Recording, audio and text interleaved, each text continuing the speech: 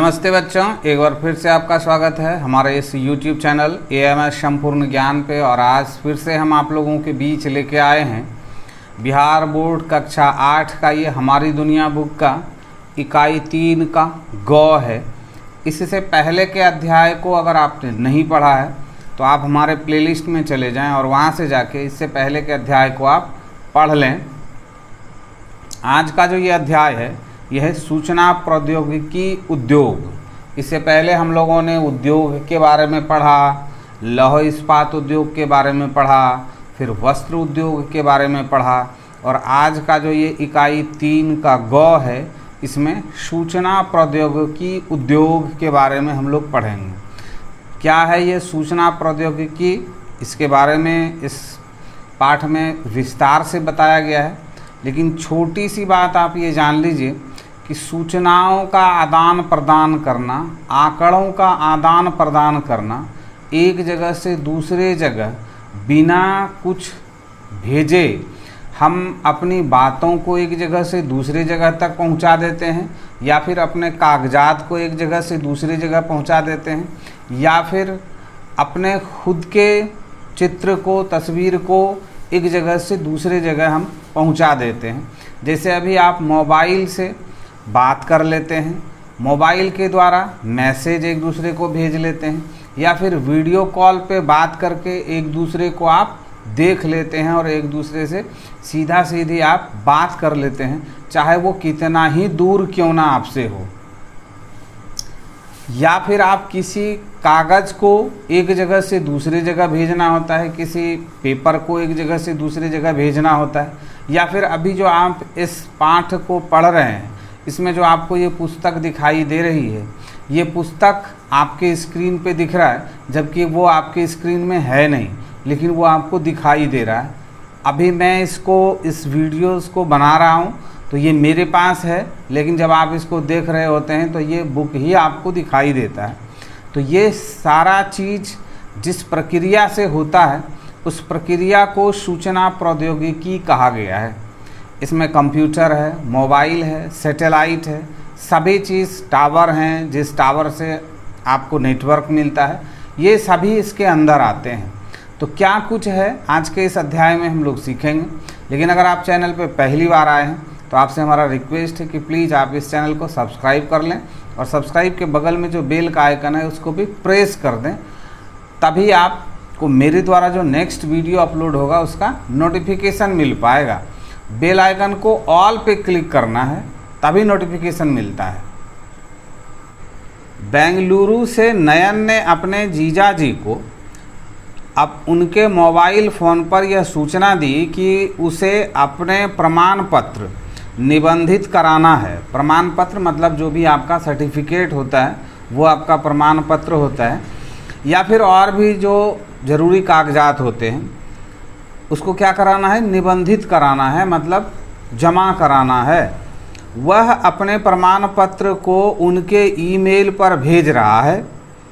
Phone पर हुई बातों के आधार पर उसके जीजा जी ने अपने ईमेल से उनके भेजे गए प्रमाण पत्र को डाउनलोड करके प्रमाण पत्र संबंधित कार्यालय में जमा करवा दिए। लगभग 2500 किलोमीटर दूर बैठे व्यक्ति से संवाद यानी बातचीत होना और कागजातों को अगले कुछ ही मिनटों पर प्राप्त कर लेना, यह बात कितनी आसान हो गई है और कैसे आसान हो गई है, यह सोचते ही अरविंद सर ने अपनी कक्षा में बच्चों से बात करने को सोची।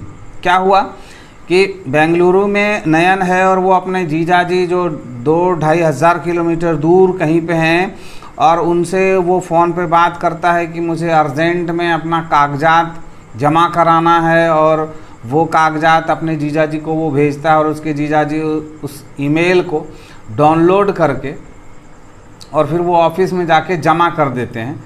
तो ये जो तकनीक है, इसी तकनीक को, या फिर बात करने की जो तकनीक है, इसी तकनीक से संबंधित क्या है ये सूचना प्रौद्योगिकी। तो ये बात सुनने के बाद अरविंद सर के मन में ये विचार आया कि क्यों ना हम आज के क्लास में बच्चों के साथ इस विषय पर चर्चा करें। तो अगले दिन उन्होंने बच्चों के सामने यह सवाल रखा गीतांजलि बोली, कंप्यूटर आधारित वैसी प्रविधियां जिनसे सूचनाओं का आदान प्रदान शीघ्रता से होता है सूचना प्रौद्योगिकी कहलाता है। क्या है? कंप्यूटर आधारित वैसी प्रविधियां जिनसे सूचनाओं का आदान प्रदान होता है, यानी या तो हम टेक्स्ट को एक जगह से दूसरे जगह, यानी ये जो लिखा हुआ ये क्या है? टेक्स्ट है, इसको हम एक जगह से दूसरी जगह कर देते हैं, या फिर पिक्चर है तो उसको एक जगह से दूसरी जगह कर लेते हैं, या फिर वॉइस को, आवाज़ को हम एक जगह से दूसरी जगह भेजते हैं और फिर उस जगह का आवाज़ हम खुद से सुनते हैं। तो ये जो प्रक्रिया है, ये सारी प्रविधियां जो है वो क्या है? सूचनाओं का आदान प्रदान को आसान बना दिया है। नहीं तो 200, 250 या फिर 2000, 2500 या फिर लाखों मील दूर किसी चीज़ को पहुंचाना, किसी संवाद को, किसी संदेश को पहुंचाना बहुत ही मुश्किल काम होता था। लेकिन इस सूचना प्रौद्योगिकी के आने से यह बहुत ही आसान हो गया है। ऐसा सेल्युलर टेलीफोन, अंतरिक्ष में भेजे गए उपग्रह, कंप्यूटर, पेजर, प्रिंटर इत्यादि के कारण संभव हो पाया है। ये कैसे संभव हो पाया है? सेल्युलर टेलीफोन से, अंतरिक्ष में भेजे गए उपग्रह से।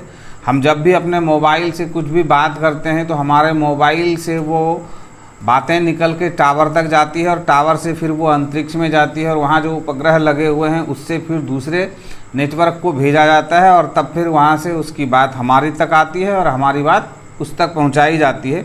या फिर प्रिंटर जो है उसमें हम किसी भी बुक को, किसी भी पेज को स्कैन करके और एक जगह से दूसरी जगह उसको मेल कर देते हैं। तो डाटा का आदान प्रदान होना, ये क्या है? सूचना प्रौद्योगिकी है। शाबाश! सूचना प्रौद्योगिकी में हो रहे निरंतर शोध अनुसंधान ने लोगों की जीवन शैली में क्रांति ला दी है। 7 समंदर पार बैठे व्यक्ति से आमने सामने बैठकर बातें करना, वीडियो कॉन्फ्रेंसिंग अब संभव है। इतना ही नहीं, सैकड़ों मील दूर बैठे डॉक्टर अब मरीजों को सलाह ही नहीं देते बल्कि इन माध्यमों की सहायता से शल्य क्रिया भी करते हैं। शल्य क्रिया मतलब ऑपरेशन भी कर देते हैं।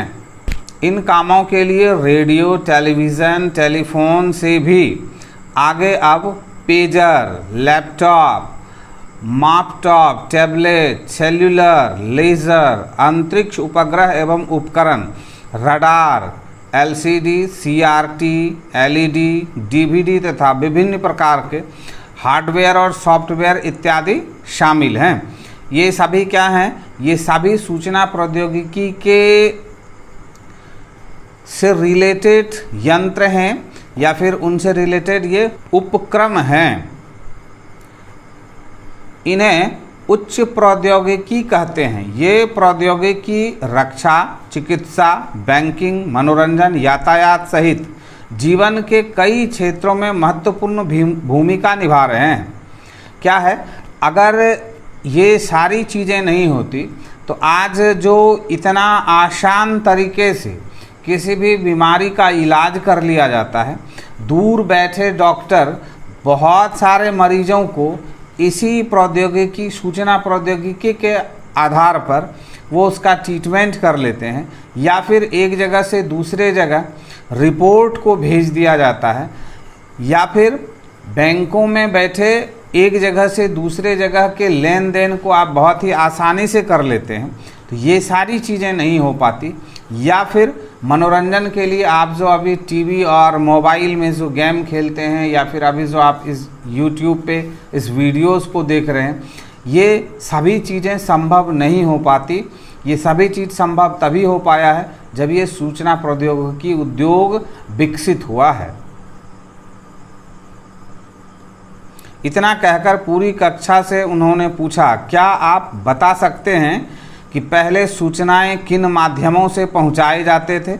जब ये यंत्र नहीं थे, ये मोबाइल नहीं थे, ये टेलीविज़न नहीं थे, ये डाटा का आदान प्रदान होना संभव नहीं था, ये टेक्स्ट का आदान प्रदान होना संभव नहीं था, वीडियो कॉलिंग होना संभव नहीं था, तब सूचनाओं को एक जगह से दूसरे जगह किस माध्यम से भेजा जाता था, इसके बारे में शिक्षक ने बच्चों से पूछा। प्रिया ने झट से कहा, प्राचीन काल में सूचनाएं ताली बजाकर, आग जलाकर, पशु पक्षियों की बोलियां बोलकर दी जाती थी। कंदराओं पर चित्र बना दिए जाते थे। पक्षियों में कबूतर विशेष भूमिका निभाता था। कागज के उपयोग से यह पत्र के रूप में मददगार हो गया। इसी तरह प्रौद्योगिकी के क्रमशः विकास होने से हम लोग Telegram, telephone, fax, cellular phone, SMS, email से बढ़ते हुए अब GPS, GIS, GPRS और थर्ड जनरेशन तक पहुंच चुके हैं। वाईफाई प्रणाली के जरिए इंटरनेट तक की पहुंच आसान होती है। साइबर कैफ़े में ये सुविधाएं उपलब्ध हैं। इससे पहले क्या था, जब ये सूचना प्रौद्योगिकी के सारे जो यंत्र हैं वो नहीं थे, तब हम लोग सूचनाओं का आदान प्रदान कैसे करते थे? वही ताली बजा के, आग जला के, पशु पक्षियों की बोली को बोल के, या फिर पत्थरों पे चित्र को उकेर के हम एक दूसरे को संदेश भेजते थे। या फिर जब कागज़ का आविष्कार हुआ तो हम उस पर लिख के एक जगह से दूसरे जगह अपने संदेश को भेजते थे। फिर डाक सेवा उपलब्ध हुआ, तो फिर चिट्ठियों का आदान प्रदान, पोस्ट कार्ड का, अंतर्देशी का और लिफाफे का आविष्कार हुआ। लेकिन उसके बाद से धीरे धीरे ये सूचना प्रौद्योगिकी आगे बढ़ा और आज हम लोग घर बैठे ही अमेरिका, ब्रिटेन, रूस, फ्रांस, जर्मनी कहीं भी बात करना हो आप घर बैठे बात कर लेते हैं। या फिर टीवी पे आप कहीं से भी किसी भी मैच का या किसी भी समाचार में जो कुछ भी दिखाया जाता है उसको आप आसानी से देख लेते हैं और जान जाते हैं कि वहाँ कुछ क्या हो रहा है। ये जो मैप देख रहे हैं, इस मैप में आपको सूचना प्रौद्योगिकी पार्क यानी कहाँ पे इससे संबंधित संस्थान हैं वो इसमें दर्शाया गया है। इसको आप अच्छी तरह से देखेंगे, सीखेंगे और समझेंगे। वाह, तुमने तो सबको अच्छी जानकारी दी, यह कहते हुए उन्होंने आगे पूछा। अब आगे जाने से पहले थोड़ा सा इसको समझ लेते हैं। ईमेल इलेक्ट्रॉनिक मेल का संक्षिप्त रूप है जिसमें संदेशों को कंप्यूटर के माध्यम से बेतार यानी बिना तार के शीघ्रता से भेजे जाते हैं। GPS ग्लोबल पोजीशनिंग सिस्टम है जिसकी सहायता से कोई भी व्यक्ति या वस्तु वहाँ के कहाँ है इसका पता लगाया जा सकता है। इसको क्या बोलते हैं? GPS जब किसी भी चीज़ में लगा रहेगा तो आप उस चीज़ का, आप किसी गाड़ी में अगर GPS लगा दिए हैं और आपका गाड़ी खो गया है या आपकी गाड़ी चोरी हो गई है तो आप इस GPS के माध्यम से आप पता कर सकते हैं कि आपका गाड़ी अभी कहाँ पे है।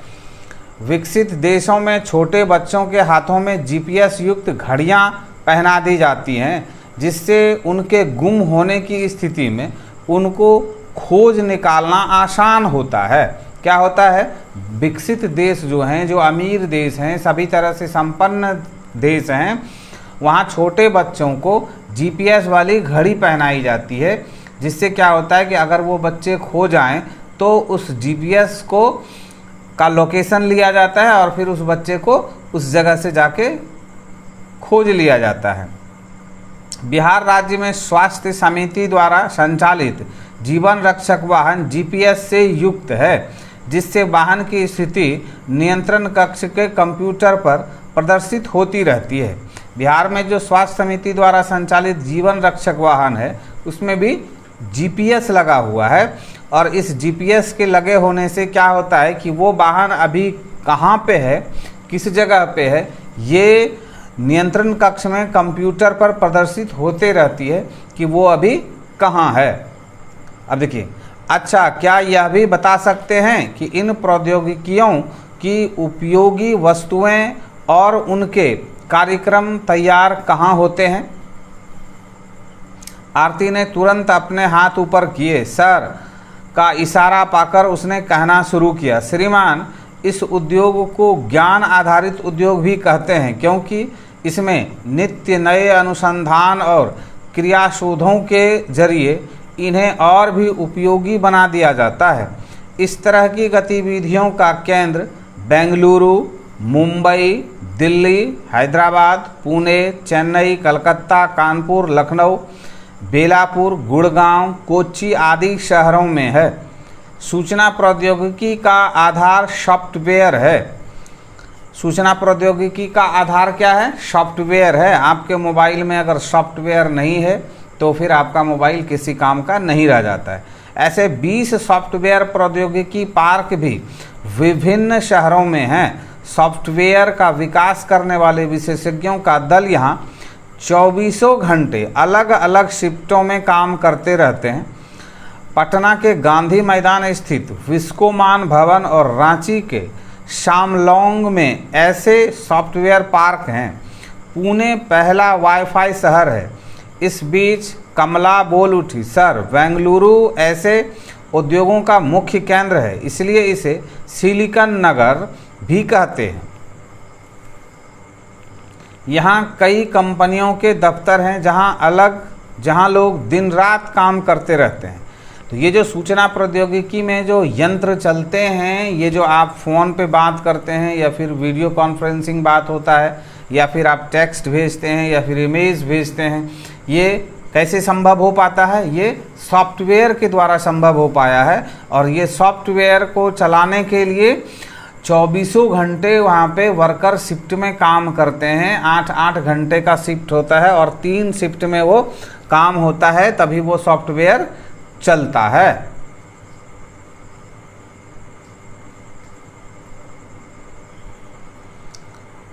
और हर दिन सॉफ्टवेयर के नए नए तौर तरीकों को खोजा जाता है और नए नए तौर तरीकों के सॉफ्टवेयर को ईजाद किया जाता है। हाँ, बिल्कुल ठीक। सर ने आगे कहा, बेंगलुरु कर्नाटक राज्य की राजधानी है जो दक्कन पठार पर अवस्थित है। इस शहर की जलवायु सालों भर मृदु एवं नम रहती है। यह शहर धूल मुक्त है और बगीचों से भरपूर है, इसलिए उसे गार्डन सिटी के नाम से भी जानते हैं। क्या है? बेंगलुरु कर्नाटक राज्य की राजधानी है और वो कहाँ पे स्थित है?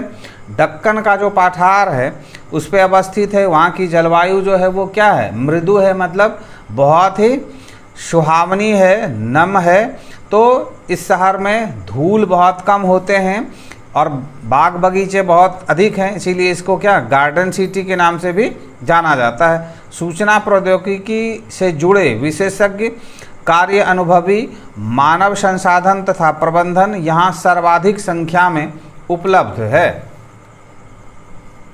इसलिए यह शहर इस उद्योग का नाभि केंद्र हो गया है। नाभि केंद्र मतलब मुख्य केंद्र हो गया है। अमेरिका स्थित कैलिफोर्निया राज्य के सांता क्लारा घाटी में ऐसा ही उद्योग विकसित है। उसी की तर्ज पर बेंगलुरु को भी सिलिकॉन वैली पुकारा जाने लगा है। सूचना प्रौद्योगिकी उद्योग के लिए पर्याप्त आधारभूत संरचना उपलब्ध होने के कारण ही यहाँ भेल, डीआरडीओ, इसरो, आईआईएससी और एचएमटी जैसे केंद्र स्थापित हैं।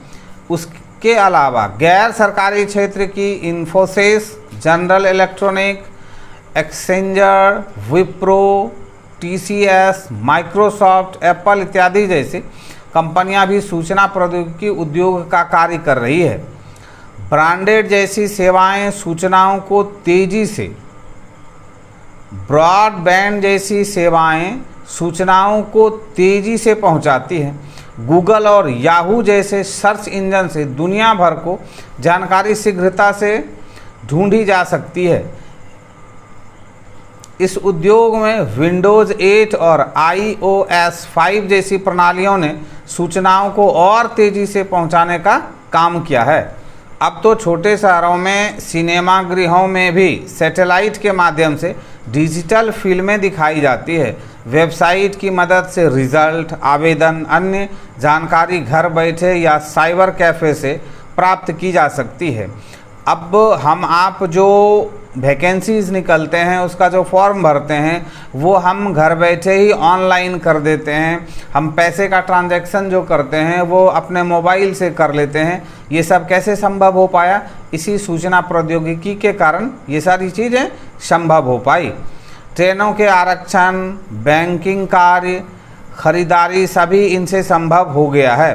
टीवी पर दिखाई जाने वाली विभिन्न चैनल इन्हीं प्रौद्योगिकी से संभव हो पाए हैं। छतरीनुमा एंटीना का उद्योग भी सूचना प्रौद्योगिकी के कारण ही बढ़ा है। इतना कहकर अरविंद सर ने बच्चों से कहा, सभी समय निकालकर अपने शहर के कंप्यूटर और टेलीविज़न दुकानों पर जाकर इनकी विशेषता जानने की कोशिश करें। सभी ने सहमति में सिर हिला दिया। तो मुझे लगता है कि आप ये सूचना प्रौद्योगिकी का जो आज का ये अध्याय था, आप अच्छी तरह से समझ पाए होंगे। आपको समझने में कुछ प्रॉब्लम हो तो आप हमें कमेंट्स बॉक्स में कमेंट्स ज़रूर करें और इसका क्वेश्चन आंसर आप ज़रूर बनाएं। और क्वेश्चन आंसर बनाने में आपको प्रॉब्लम हो तो आप हमें कमेंट्स करें, हम आपके लिए क्वेश्चन आंसर भी लेके आएंगे। तो मिलते हैं हम फिर इसके अगले क्लास में।